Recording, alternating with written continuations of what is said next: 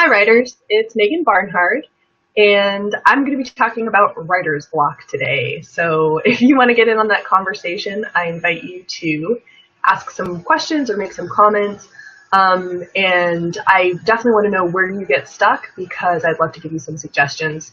But here's where I'm going to take today's conversation.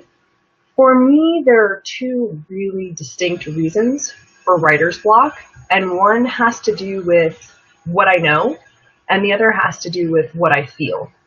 And today I want to talk about the what I know part. So this is not mindset, this is more practical solutions for writer's block.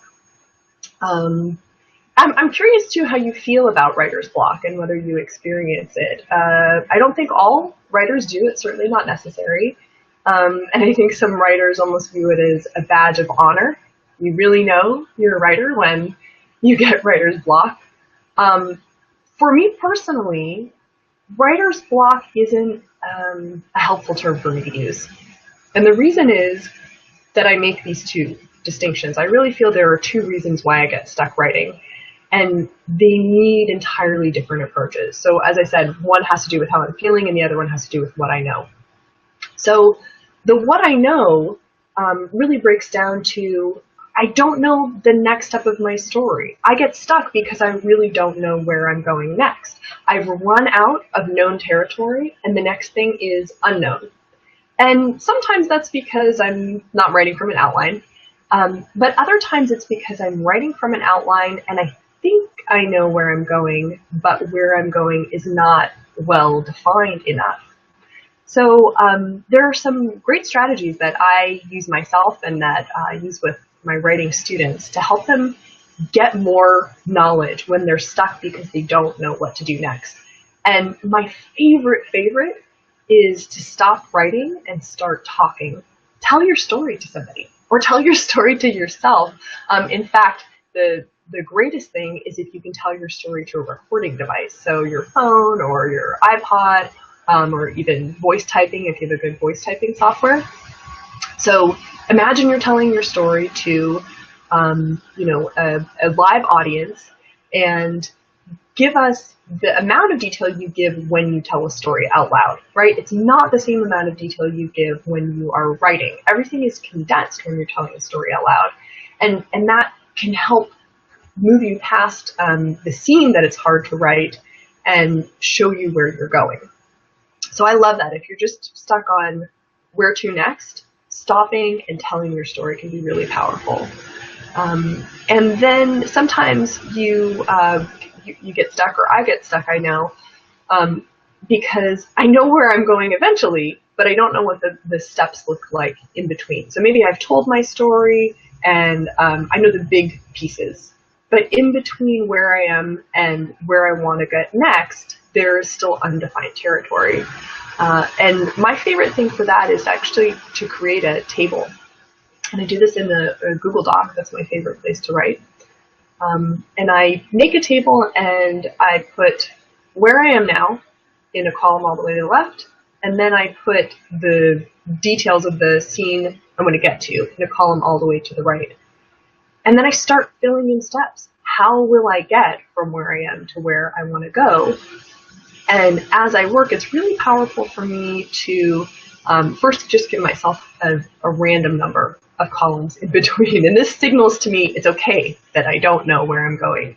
I know I want to get somewhere. I'm not sure how many steps it will take. I can add columns. I can delete columns. I actually find it very powerful just to hit a random number of columns first in my table. And then I start thinking through, okay, for my characters to get to that step, what do they have to do in between? And then I start adding. And I may not get what I'll ultimately use, but I'll get something that I can continue with. And I think this is really key. When we think about writer's block, it can feel really paralyzing. And it's my firm belief that if we don't do something about it, it has a way of becoming a habit.